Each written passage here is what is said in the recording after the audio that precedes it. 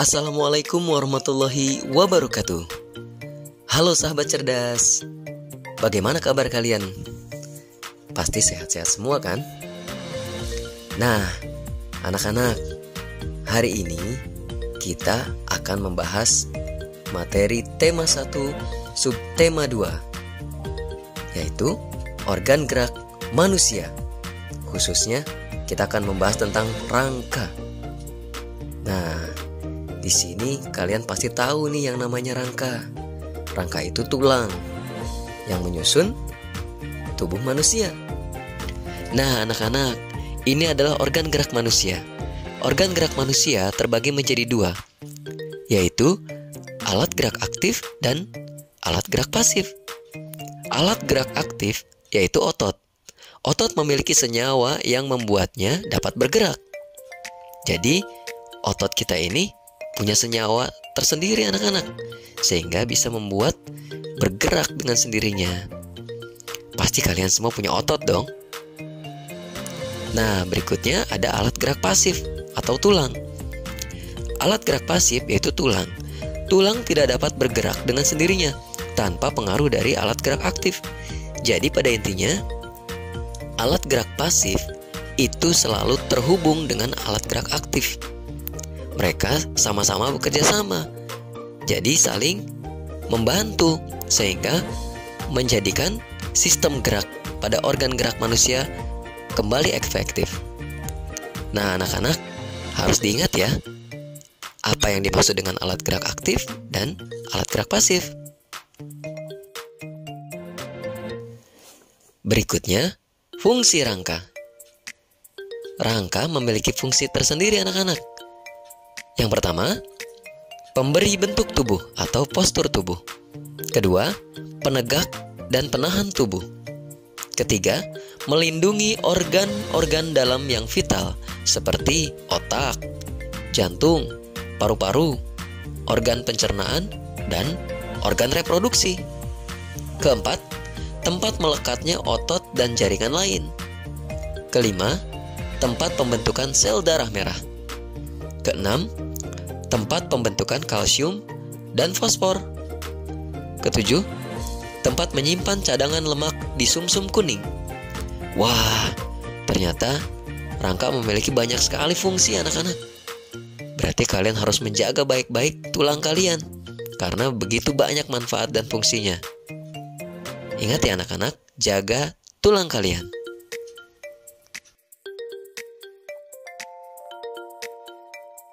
Selanjutnya, pembagian rangka manusia.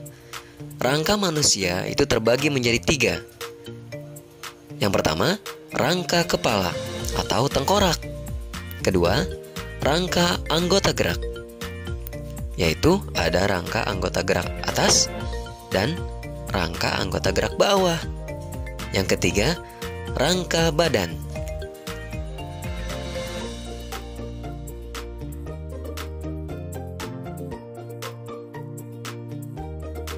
Selanjutnya, rangka kepala atau tengkorak.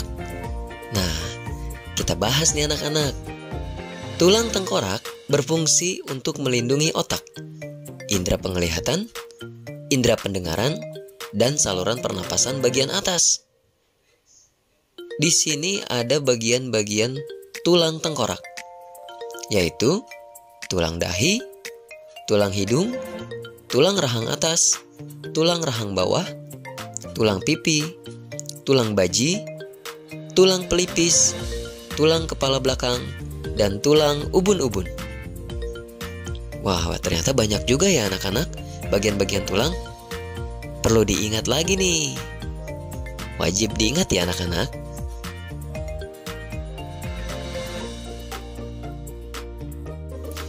Selanjutnya, rangka anggota gerak atas.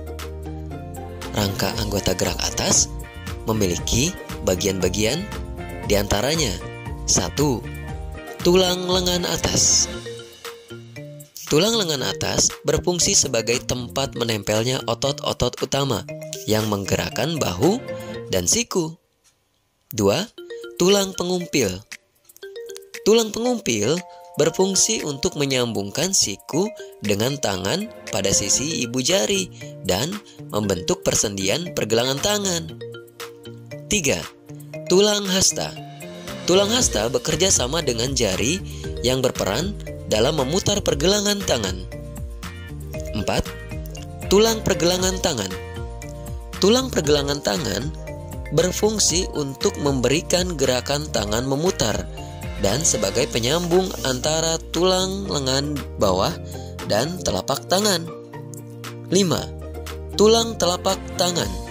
Tulang telapak tangan berfungsi sebagai penguat dan tempat melekatnya otot untuk mendukung gerakan telapak tangan dan sebagai pembentuk tangan.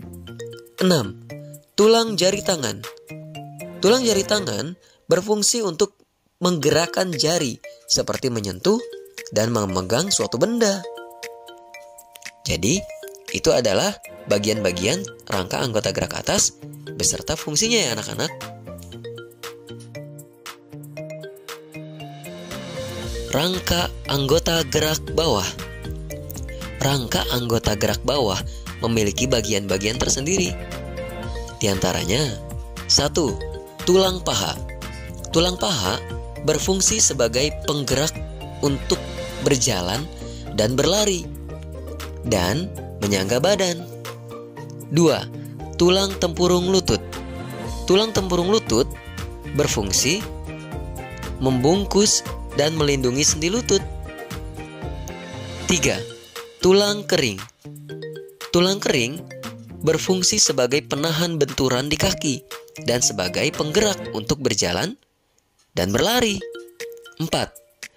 Tulang betis. Tulang betis berfungsi untuk menjaga bentuk kaki, mempertahankan posisi kaki, dan melindungi kaki dari benturan. 5. Tulang pergelangan kaki. Tulang pergelangan kaki berfungsi untuk gerak naik turunnya kaki karena adanya sendi engsel dan sebagai penahan beban tubuh. 6. Tulang telapak kaki. Tulang telapak kaki berfungsi untuk berpijak sehingga dapat berdiri, berjalan, dan berlari dengan seimbang. 7. Tulang jari kaki. Tulang jari kaki berfungsi sebagai pijakan, menggerakkan jari-jari kaki, dan untuk keseimbangan tubuh saat berjalan.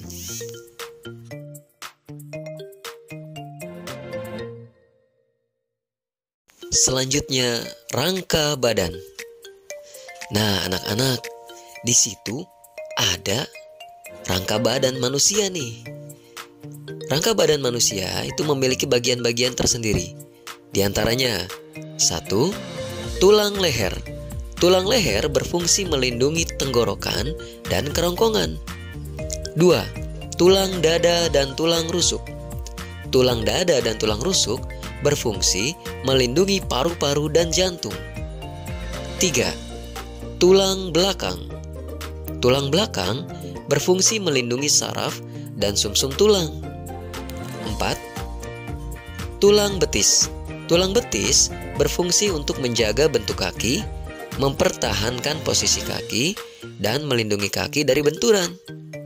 5. Tulang panggul. Tulang panggul berfungsi melindungi organ pencernaan dan organ reproduksi. 6. Tulang duduk. Tulang duduk berfungsi menopang tubuh saat posisi duduk.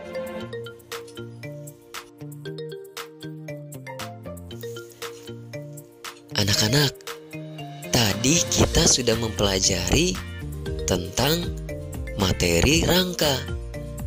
Selanjutnya, kita akan membahas materi cover atau sampul buku.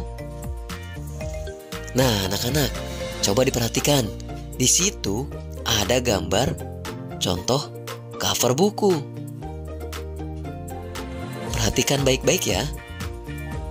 Ada tulisan, ada gambar. Nah, ada yang tahu nggak? Apa sih cover atau sampul buku itu? Ya, betul. Cover atau sampul buku merupakan cerminan dari keseluruhan isi buku. Cover yang baik adalah cover yang dapat mempengaruhi dan menarik minat orang lain untuk membaca isi buku secara keseluruhan. Jadi, pada intinya, cover atau sampul buku itu harus menarik minat orang lain untuk membaca isi buku itu ya anak-anak. Selanjutnya ada unsur-unsur cover buku, antara lain 1. Judul buku dengan tulisan yang menarik. 2. Terdapat kalimat penjelas. 3. Terdapat nama penulis. 4. Terdapat identitas nama penerbit. 5. Menyertakan gambar yang menarik. 6. Terdapat sinopsis isi buku pada sisi belakang. 7. Terdapat identitas buku pada punggung buku. Oke anak-anak, jadi cover atau sampul buku itu punya unsur-unsur tersendiri. Yang tadi sudah Bapak jelaskan, harus diingat baik-baik ya. Bagaimana anak-anak? Kalian sudah mulai paham atau belum tentang materi rangka dan cover buku? Semoga kalian sudah mulai paham ya dengan penjelasan yang sudah Bapak paparkan tadi. Jika masih ada yang bingung, boleh kalian simak ulang kembali penjelasan dari rangka maupun cover buku. Jangan sampai kalian bingung ataupun masih belum mengerti. Bapak harap kalian semua pasti bisa ya. Baiklah, kalau kalian sudah mulai paham, Bapak punya tugas untuk kalian. Tulis dan jawablah pertanyaan di bawah ini. 1. Apa yang dimaksud dengan organ gerak aktif? 2. Apa yang dimaksud dengan organ gerak pasif? 3. Tuliskan 3 fungsi rangka. 4. Tuliskan 3 pembagian rangka manusia. 5. Apa fungsi rangka kepala? 6. Tuliskan 3 bagian dari rangka kepala. 7. Tuliskan 3 bagian dari rangka anggota gerak atas. 8. Tuliskan 3 bagian dari rangka anggota gerak bawah. 9. Apa yang dimaksud dengan cover atau sampul buku? 10. Tuliskan 3 unsur-unsur dari cover atau sampul buku. Nah, kalian tulis kemudian jawab ya anak-anak. Jangan sampai tidak mengerjakan tugas. Oke anak-anak, cukup sekian materi kita pada hari ini. Terima kasih. Wassalamualaikum warahmatullahi wabarakatuh.